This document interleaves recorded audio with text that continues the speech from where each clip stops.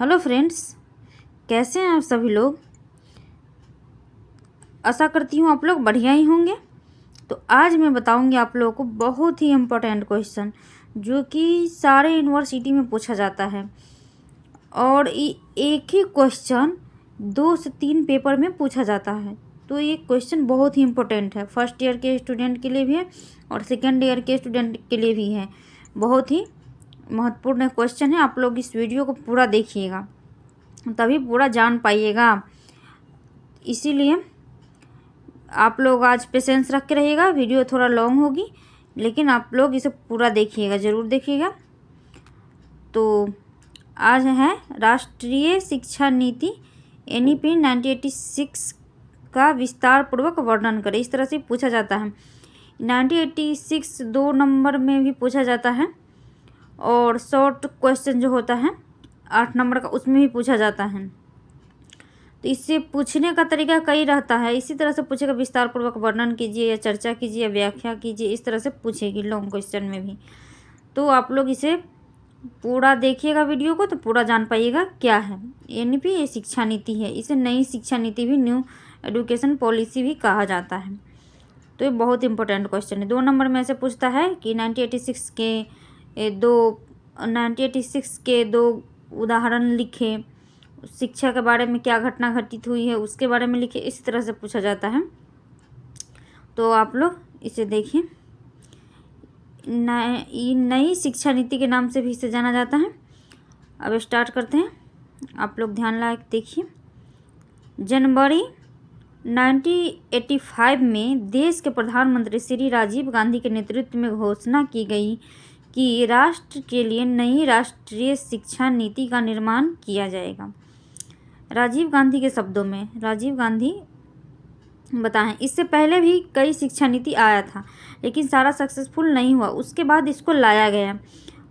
उस समय राजीव गांधी के नेतृत्व में हुआ। देश को ऐसी शिक्षा नीति दी जाएगी, उन्होंने बोले, राजीव गांधी जी ने बोले कि देश को ऐसी शिक्षा नीति दी जाएगी जो देश को आर्थिक एवं वैज्ञानिक दृष्टिकोण में 21वीं शताब्दी के लिए तैयार करें। उन्होंने राष्ट्र के नाम अपने अभिभाषण में कहा था कि हमें अपने समाज को एक ऐसा समाज बनाना होगा जहां शिक्षा के प्रति हमेशा सम्मान बना रहे। स्कूल या कॉलेज छोड़ने के साथ ही शिक्षा समाप्त नहीं होती। यह तो एक ऐसी प्रक्रिया है जो जीवन पर्यंत चलती रहती है।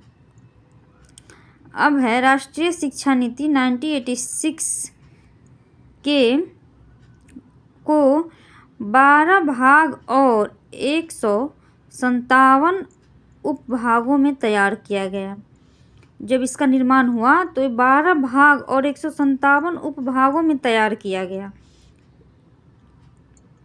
उसके बाद है राष्ट्रीय शिक्षा नीति के सिद्धांत। शिक्षा नीति के सिद्धांत क्या था वो है, अब जानिए आप लोग। राष्ट्रीय शिक्षा नीति के सिद्धांत निम्नलिखित हैं। जैसे 1 नंबर में शिक्षा सभी के लिए समान रूप से उपलब्ध हो। शिक्षा व्यक्ति की और राष्ट्र की आत्मनिर्भरता की आधारशिला हो। फिर 3 नंबर में है शिक्षा व्यक्ति की हर स्तर पर जनशक्ति का विकास करे और आर्थिक आवश्यकताओं को पूरा करने में समझ बनाए। शिक्षा वर्तमान को सुधारे और आकर्षक भविष्य का निर्माण करे। शिक्षा के द्वारा तो वर्तमान तो सुधरता ही है और उसी के साथ साथ भविष्य का निर्माण भी किया जाता है। राष्ट्रीय शिक्षा नीति 1986 की विशेषताएं। फिर है राष्ट्रीय शिक्षा नीति की प्रमुख विशेषताएं निम्नलिखित हैं। इस प्रकार हम लोग लिख देते हैं। उसके बाद है 1 में है, जितना इसका विशेषताएं हैं ना उसे 1 2 नंबर करके लिख देंगे। उसके बाद एक एक के बारे में जानेंगे क्या है। तो राष्ट्रीय शिक्षा नीति की प्रमुख विशेषताएं निम्नलिखित हैं। राष्ट्रीय पाठ्यक्रम, शिक्षा में समानता, उसके बाद स्त्री शिक्षा, फिर है पिछड़ी जाति की शिक्षा, 5 नंबर पिछड़ी जनजाति की शिक्षा अल्पसंख्यकों के लिए शिक्षा, विकलांगों के लिए शिक्षा, प्रौढ़ शिक्षा। इससे और भी ज़्यादा रहता है, जितना हो सके उतना रहता है, कम से कम 20-25 टॉपिक बनता है। शिक्षा में व्यवस्था में जब सुधार किया जाता है तो हर एक टॉपिक पर ध्यान दिया जाता है। पाठ्य पुस्तक, पाठ्यक्रम, विद्यालय, विद्यार्थी, शिक्षक, शिक्षण व्यवस्था, सब पर ध्यान दिया जाता है। तो इतना सारा है, बहुत सारा होता है, तो उतना आप लोग लिख भी नहीं पाइएगा, क्योंकि एग्ज़ाम में इतना टाइम यानी टाइम का प्रेशर रहता है। और लॉन्ग क्वेश्चन में 6 पेज 7 पेज लिख पाते हैं, उससे ज़्यादा नहीं। देखिए इतना ही का हम मेंशन किए हैं तो 9 पेज में हुआ है। आप लोग तो इतना 6 पेज 7 पेज में लिख पाइएगा, क्योंकि उतना लिख नहीं पाइएगा, तो इतना ही है, सफिशिएंट है आप लोगों के एग्ज़ाम के लिए। तो इसी 8 हैं विकलांगों के लिए शिक्षा, प्रौढ़ शिक्षा, इस सब को एक एक करके जानेंगे क्या होता है। राष्ट्रीय पाठ्यक्रम। राष्ट्रीय शिक्षा के आधारभूत सिद्धांतों के आधार पर राष्ट्रीय शिक्षा नीति का मूल मंत्र यह था कि एक निश्चित स्तर पर हर विद्यार्थी को जात पात, धर्म, स्थान, लिंग भेद के बिना जैसी शिक्षा उपलब्ध कराई जाए। इसका कहने का मतलब ये है कि राष्ट्रीय शिक्षा नीति के आधारभूत सिद्धांतों के आधार पर राष्ट्रीय शिक्षा नीति में यह कहा गया है कि कोई भी व्यक्ति के साथ किसी व्यक्ति से भेदभाव नहीं किया जाए, चाहे वो किसी भी जाति का हो, किसी भी धर्म समुदाय का, किसी भी संस्कृति का हो, उससे भेदभाव नहीं किया जाएगा कि तुम नीची जाति के हो तो तुम यहाँ नहीं पढ़ सकते हो, तुम इस ग्रुप में नहीं खेल सकते हो, सबके साथ नहीं पढ़ सकते हो, ऐसा नहीं किया जाए और सभी को एक साथ शिक्षा दिया जाए। लिंग भेद के लिए भी भेदभाव नहीं किया जाए कि तुम लड़की हो तो तुम लड़कों के साथ नहीं खेलोगी, ऐसा नहीं किया जाए। उसके बाद है राष्ट्रीय शिक्षा नीति के पाठ्यक्रम के भाग लचीला हो, जिसे पर्यावरण के अनुसार ढाला जा सके। तो पाठ्यक्रम कैसा हो? लचीला हो, फ्लेक्सिबल हो। फिर विद्यार्थी विभिन्न देशों के संस्कृति, परंपराओं और सामाजिक व्यवस्थाओं को समझ सके। पाठ्यक्रम ऐसा ही होना चाहिए, विद्यार्थी विभिन्न देशों की संस्कृति को, जैसे कोई इस देश यानी कि कोई बिहार के स्टूडेंट है, कोई यूपी का स्टूडेंट है, एक साथ पढ़ेगा तो वो अपने पर्व त्यौहार के बारे में बताएगा, वो अपने पर्व त्यौहार के बारे में बताएगा, तो क्या होता है एक दूसरे के बारे में जानेंगे। वहाँ दूसरे के बारे में, यूपी वाले के बारे में बिहार वाले जान जाते हैं, वहाँ ये होता है पंजाब में कौन सी पर्व होता है वो सब जान जाते हैं। तो अलग अलग संस्कृति समाज के स्टूडेंट रहते हैं, तो एक साथ शिक्षा ग्रहण करने में क्या होता है, एक दूसरे के समाज संस्कृति के बारे में जानकारी प्राप्त होती है। 3 नंबर में है शिक्षा के राष्ट्रीय स्वरूप का विकास हो। 4 नंबर में है गुणवत्ता एवं स्तर बनाए रखना, जिसमें सभी स्तरों पर अध्यापक शिक्षा की गुणवत्ता और स्तर शामिल है। 5 नंबर में है विकास के निर्मित जनशक्ति की आवश्यकताओं को पूरा करने के लिए शैक्षिक व्यवस्था का अध्ययन करना और निगरानी रखना। शिक्षा में समानता, अभी दूसरे नंबर में है शिक्षा में समानता। राष्ट्रीय शिक्षा नीति में समानता की आवश्यकता पर बल दिया गया है। जो वर्ग अब तक शिक्षा से वंचित हैं उन्हें शिक्षा प्रदान करने के लिए उन समस्त विषमताओं को दूर करने की आवश्यकताओं को शिक्षा नीति ने स्वीकार किया और महसूस किया है कि महिला शिक्षा, अनुसूचित जातियों, जनजातियों की शिक्षा, ग्रामीण क्षेत्रों में शिक्षा, पहाड़ी क्षेत्रों में, रेगिस्तानी क्षेत्रों में अल्पसंख्यकों को भी शिक्षा दिया जाए। शिक्षा में समानता हो, भिन्नता नहीं हो, भेदभाव नहीं हो। शिक्षा कैसी होनी चाहिए? शिक्षा में समानता हो, इक्वालिटी हो, ऐसी शिक्षा दिया जाए। विकलांगों की शिक्षा, प्रौढ़ों की शिक्षा के क्षेत्र में अभी कुछ किया जाना बाकी है। यही कारण है राष्ट्रीय शिक्षा नीति में इस संबंधित और भी हैं। इसी तरह और भी हैं।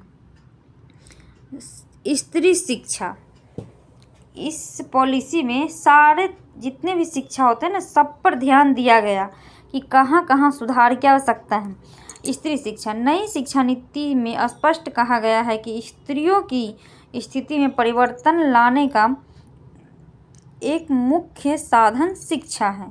शिक्षा के द्वारा ही स्त्रियों में परिवर्तन लाया जा सकता है।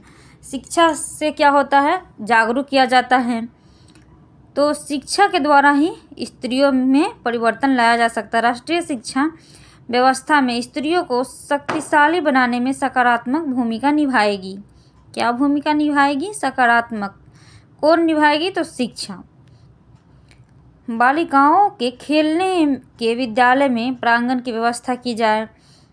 ये बहुत सारे होते हैं स्त्री शिक्षा के लिए। स्त्री शिक्षा पर जोर दिया गया कि स्कूल में यानी कि विद्यालय में प्रांगण की व्यवस्था हो, उसको यानी कि उनके घर से नियरेस्ट विद्यालय की व्यवस्था की जाए, उनकी तुरंत चल जाए यानी पहुंच पाए अपने स्कूल में, दूर नहीं जाना पड़े।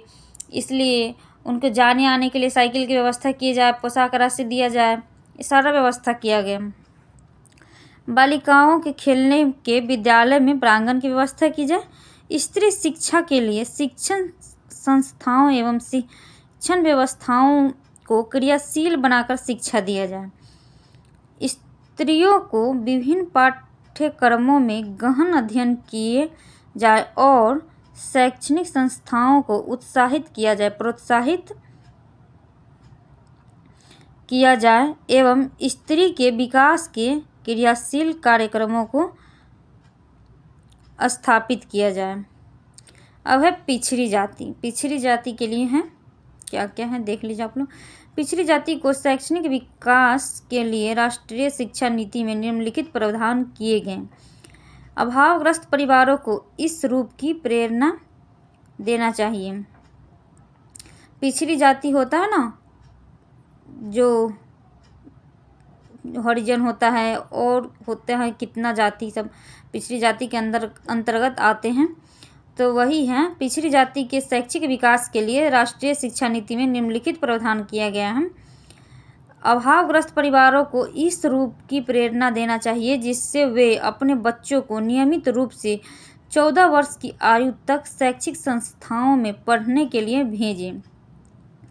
6 से 14 वर्ष तक की आयु तक निःशुल्क शिक्षा दिया जाता है। तो यही कहा गया है कि अभावग्रस्त परिवारों को इस रूप की प्रेरणा देना चाहिए कि वह अपने बच्चों को नियमित स्कूल भेजें। जब बच्चे स्कूल ही नहीं जाएंगे तो उससे ज्ञान कहाँ से होगा, कहाँ से पढ़ पाएगा। तो इसीलिए उसको, उसके परिवार वालों को, उसके माता पिता को प्रेरित किया जाता है कि अपने बच्चों को स्कूल भेजिए। तभी तो उसके स्थिति में सुधार आएगी। जब शिक्षित होंगे, उसको ज्ञान होगा, तभी तो आगे की तरफ बढ़ेगा। इसीलिए कहा गया है सफाई मजदूर, मेहतर, खाल उतारने वाले, चमड़े के व्यवसाय में काम करने वाले लोगों को बच्चों को कक्षा 1 से ही छात्रवृत्ति दिया जाए। ऐसा प्रबंध व्यवस्था किया गया। स्कूल में ये जो पिछड़ी जाति के लोग हैं अपने बच्चों को भेजते ही नहीं थे स्कूल में। तो जब भेजेंगे नहीं तो इसके परिवर्तन, इसके व्यवस्था में सुधार कैसे आएगी।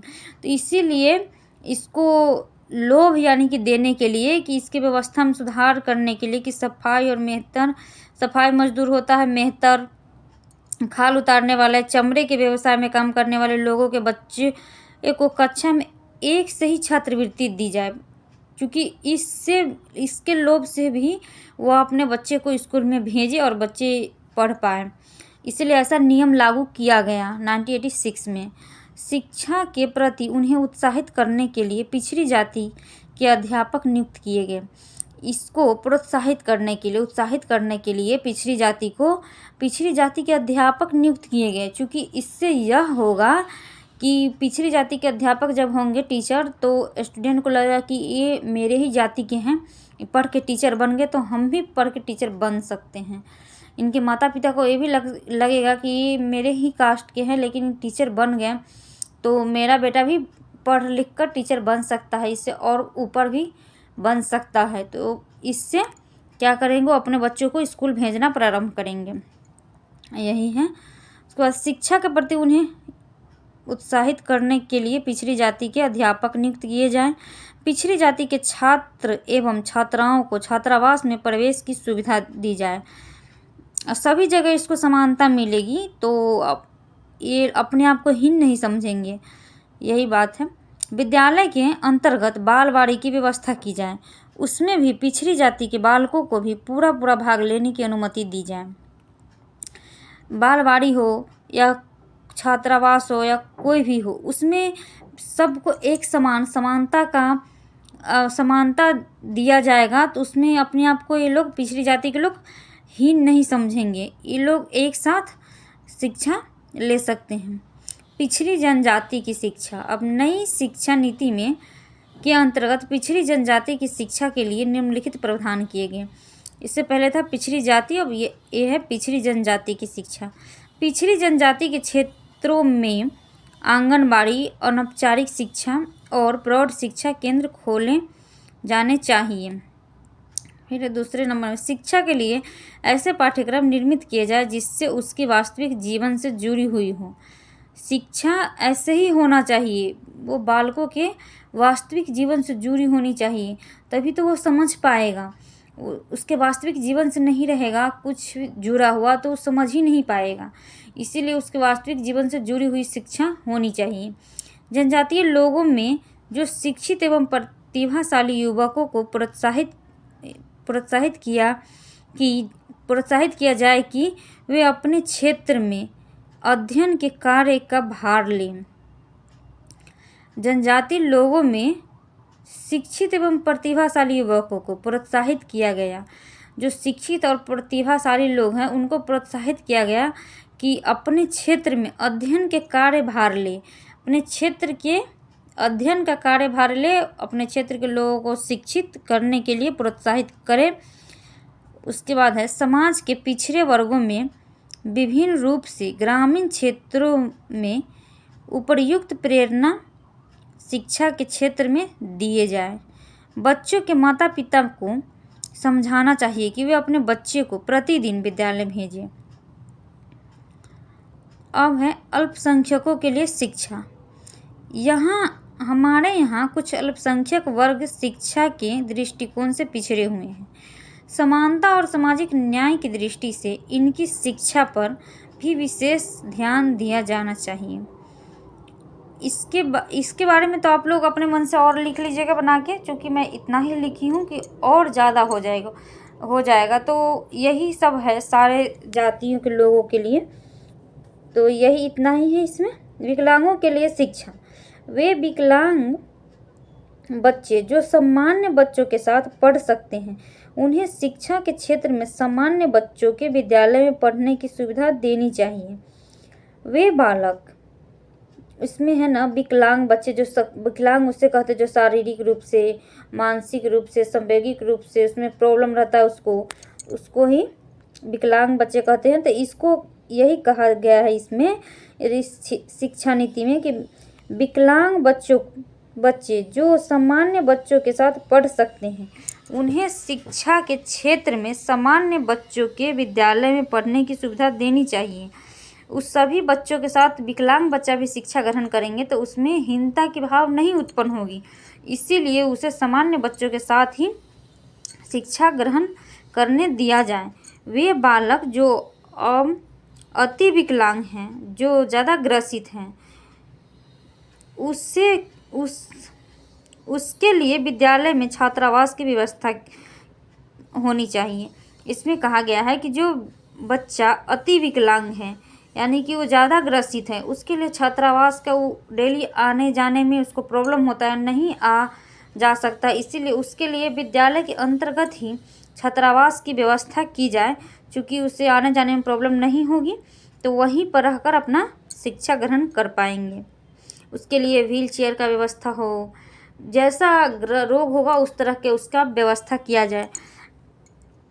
उसके बाद है विकलांग बच्चों के साथ व्यवहारिक शिक्षण की व्यवस्था होनी चाहिए, जिससे वे भविष्य अपना जीवन सम्मान के साथ जिएं। तो उसके साथ भी विकलांग बच्चा हो या कैसा भी हो, उसके साथ व्यवहारिक शिक्षण की व्यवस्था होनी चाहिए, व्यवहारिक रूप से होना चाहिए।